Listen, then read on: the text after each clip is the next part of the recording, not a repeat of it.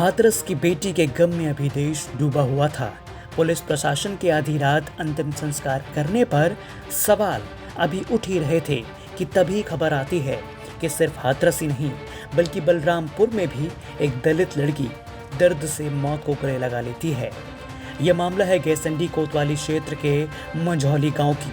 तस्वीरों में दिखने वाली यह महिला उसी बेटी की मां है जो रो रो कर कह रही है कि उसकी बेटी एक डिग्री कॉलेज में एडमिशन कराने के लिए फीस जमा करने गई थी।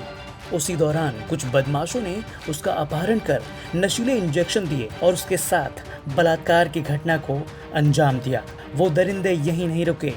मां का आरोप है कि उसने बेटी के दोनों पैरों को तोड़ दिया, मुंह में इंजेक्शन ठूस दिए। शाम को अचेत अवस्था में उस बेटी को एक रिक्शा वाला उसके घर के पास छोड़कर चला गया।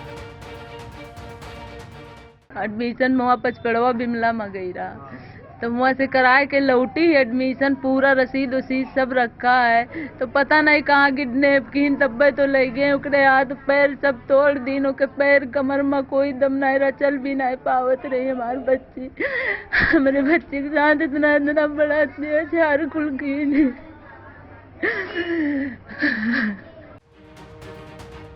जिस रिक्शे से छात्रा को उसके घर पहुंचाया गया वो रिक्शा भी उसी के घर के सामने खड़ा हुआ है। जिस कमरे में छात्रा के साथ गैंगरेप की घटना होने की बात की जा रही है वो एक किराना स्टोर के पीछे का कमरा है। किराना स्टोर चलाने वाला युवक ही इस घटना का मास्टरमाइंड बताया जा रहा है। गैंगरेप के बाद जब लड़की की हालत बिगड़ने लगी तभी पड़ोस में युवकों ने एक निजी चिकित्सक को इलाज के लिए बुलाया, लेकिन जब उस चिकित्सक ने कमरे में अकेली लड़की को इस हालात में देखा तो उसने गांव के किसी महिला या बड़े बुजुर्ग को बुलाने को कहा, क्योंकि तब तक डॉक्टर समझ चुका था कि मैं इसकी कोई दवा नहीं करूंगा, क्योंकि जब तक मोहल्ले की कोई औरत या कोई बूढ़ा या कोई नहीं होगा कोई दवा नहीं करूंगा। जब मैं बाहर आया तो मोहल्ले के 2-3 लोगों को मैंने बुलाया और उसके बाद में उनसे ये कहा कि भाई सिक्योरिटी साहब का फ़ोन नंबर दीजिए हमको। तो फ़ोन नंबर 3-4 लोगों से मांगा तो फ़ोन नंबर नहीं मिला। मैंने कहा कि किसी को मोटरसाइकिल से उनको बुलवाओ। तब वो कहा डॉक्टर साहब आप चलिए अपनी दुकान पे, मैं जा रहा हूँ मोटरसाइकिल से उनको बुला के लाता हूँ और लड़की को लेकर के आपके क्लिनिक पे आता हूँ। मैं चला आया। अब उसके बाद उस लड़की को कहाँ लेकर के गए ये नहीं मालूम। बहरहाल देखते ही देखते मामला और बिगड़ने लगा। ये खबर आग की तरफ फैलने लगी। इस हादसे के बाद अखिलेश यादव ने ट्वीट कर लिखा कि हाथरस के बाद अब बलरामपुर में भी एक बेटी के साथ सामूहिक बलात्कार और उत्पीड़न का घृणित अपराध हुआ है। वो घायल अवस्था में पीड़िता की मृत्यु हो गई है। श्रद्धांजलि।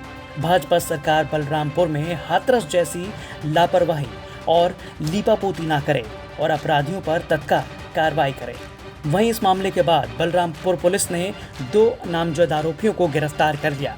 इसके बाद सूबे की पुलिस क्या कहती है जरा ये भी सुन लीजिए। जनपद बलरामपुर के थाना गैसड़ी में जो घटना हुई थी इसमें जो पीड़िता है उसके भाई के द्वारा नामजद तहरीर दी गई जिसमें 2 आरोपियों का उल्लेख किया गया। उन दोनों आरोपियों को पुलिस ने गिरफ्तार कर लिया है, उनको जेल भेजा जा रहा है। और इसमें कुछ मीडिया के द्वारा ये सूचना चलाई जा रही है कि जो पीड़िता है उसके हाथ पैर तोड़ दिए गए थे, जबकि ऐसी सच्चाई नहीं। पोस्टमार्टम में इस बात की पुष्टि नहीं हुई है। बलरामपुर से सुजीत कुमार की रिपोर्ट, यूपी तक।